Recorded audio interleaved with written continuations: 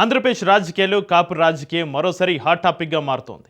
ఎన్నికలకు ఇంకా 3 ఏళ్ల సమయం ఉన్నప్పటికీ కాపు ఓటు బ్యాంకు చుట్టూ రాజకీయ పార్టీల వ్యూహాలు వేగం పుంజుకుంటున్నాయి. ఒకవైపు జనసేన కాపు పార్టీ అనే ముద్రను దాటుకుని అన్ని వర్గాల పార్టీగా ఎదగాలని ప్రయత్నిస్తుంటే, మరోవైపు వైసీపీ కాపు సామాజిక వర్గంపై ప్రత్యేక దృష్టి సారించినట్లుగా కనిపిస్తుంది.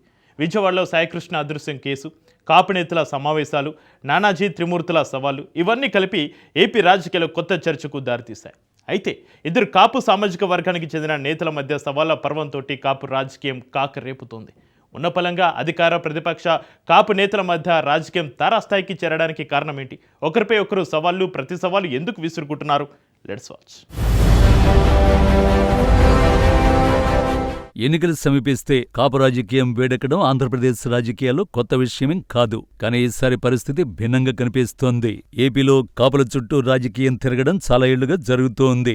ఎన్నికలకు ముందు కాపు ఓటర్లను ఆకట్టుకునేందుకు అన్ని పార్టీలు ప్రయత్నం చేయడం చూస్తూనే ఉన్నాం. కానీ ఏపీలో ఇంకా ఎన్నికలకు 3 ఏళ్ల సమయం ఉండగానే కాపు రాజకీయం హీట్ పెంచుతోంది. ఆంధ్రప్రదేశ్ రాజకీయాల్లో కాపు సామాజిక వర్గం దాదాపు 15 నుంచి 20% వరకు ప్రభావాన్ని చూపే ఓటు బ్యాంకుగా పరిగణించబడుతుంది. ఉభయ గోదావరి జిల్లాలు, కృష్ణా, గుంటూరు, విశాఖపట్నం, విజయనగరం జిల్లాల్లో కాపుల ప్రభావం గణనీయంగా ఉంటుంది. 2024 ఎన్నికల్లో జనసేన కూటమిలో భాగమై భారీ విజయాన్ని నమోదు చేసింది. దీంతో సహజంగానే కాపు ఓటు బ్యాంకు ఎక్కువగా జనసేన వైపు మళ్లిందనే అభిప్రాయం రాజకీయ వర్గాల్లో ఏర్పడింది. అయితే ఈ అభిప్రాయాన్ని బద్దలు కొట్టడమే ఇప్పుడు వైసీపీ వ్యూహంగా కనిపిస్తోంది. అందుకే కాపు సామాజిక వర్గానికి చెందిన వైసీపీ నేతల్ని ఒకే వేదికపైకి తీసుకొచ్చి కాపులు పూర్తిగా జనసేన వెంటే లేరు అనే సంకేతాన్ని ఇవ్వడానికి ప్రయత్నిస్తున్నట్లు రాజకీయ విశ్లేషకులు భావిస్తున్నారు.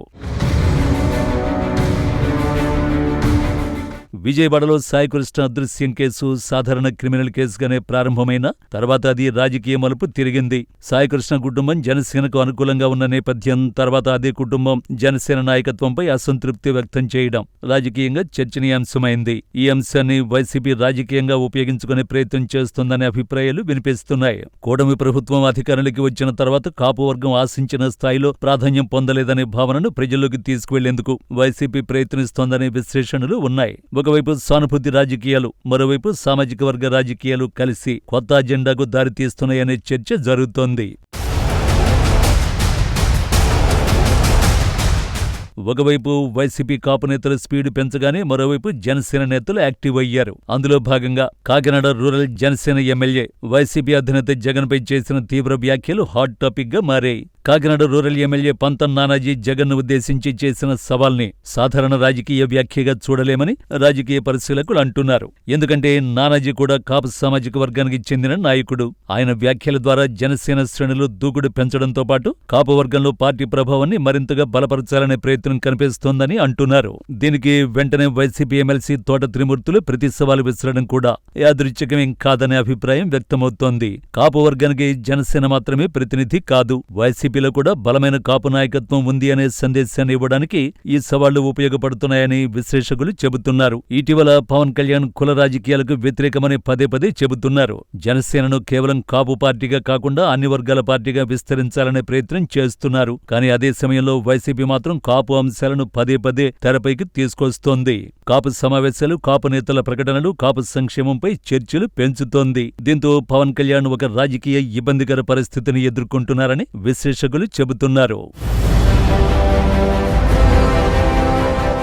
సాధారణంగా ఒక సామాజిక వర్గానికి చెందిన నేతలు సమావేశం కావడం కొత్త విషయమేం కాదు. కానీ ఇప్పుడు జరిగిన సమావేశం టైమింగు రాజకీయంగా కీలకం. ఎందుకంటే ఇటీవల పవన్ కళ్యాణ్ కుల రాజకీయాలకు వ్యతిరేకమని పలుమార్లు ప్రకటించారు.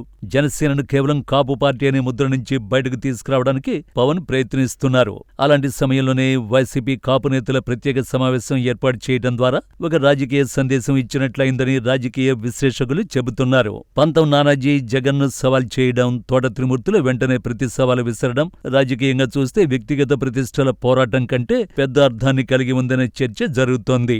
ఇద్దరూ కాపు సామాజిక వర్గానికి చెందిన నేతలే.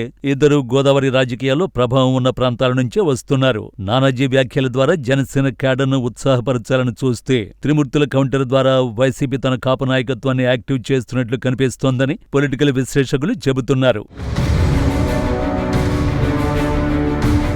కాపు ఓటు బ్యాంకు చుట్టూ రాజకీయ సమీకరణలు ఇప్పుడే మారుతున్నాయా లేక ఇవన్నీ తాత్కాలిక రాజకీయ పరిణామాలేనా అన్నది కాలమే నిర్ణయించాలి. అయితే ఎన్నికలకింకా సమయం ఉన్నప్పటికీ కాపు రాజకీయాలపై ప్రధాన పార్టీల దృష్టి మాత్రం ఇప్పటినుంచే కేంద్రీకృతమవుతున్నట్లు కనిపిస్తోంది. అయితే కాపు రాజకీయాలపై మాట్లాడితే కుల రాజకీయాలనే విమర్శ వస్తుంది. మాట్లాడకపోతే కాపు ఓటర్లను నిర్లక్ష్యం చేస్తున్నారనే ప్రచారం ఎదుర్కోవలసి వస్తుంది. ప్రస్తుతం కనిపిస్తున్న పరిణామాలు కేవలం నానాజీ త్రిమూర్తుల వ్యక్తిగత సవాళ్లుగా మాత్రమే కనిపించినా లోతుగా పరిశీలిస్తే ఇది కాపు ఓటు బ్యాంకు కోసం జరుగుతున్న ముందస్తు రాజకీయ పోరాటంగా కనిపిస్తోందని రాజకీయ విశ్లేషకులు చెబుతున్నారు. 2024 ఎన్నికల్లో కూటమి విజయానికి కాపు ఓటు కీలక పాత్ర పోషించిందని రాజకీయ పార్టీలు భావిస్తున్నాయి. అందుకే ఆ ఓటు బ్యాంకును తమ వైపు నిలబెట్టుకోవడానికి ఇప్పటినుంచే రాజకీయంగా కసరత్తు మొదలుపెట్టాయి. జనసేన కాపు ఓటును కాపాడుకునే ప్రయత్నం చేస్తుంటే వైసీపీ అదే ఓటు బ్యాంకులో చీలిక తీసుకురావాలని చూస్తోందా? కాపు రాజకీయాల ఈ కొత్త అధ్యాయం రానున్న రోజుల్లో ఏపీ రాజకీయాలను ఏ దిశగా నడిపిస్తుందో చూడాలి మరి.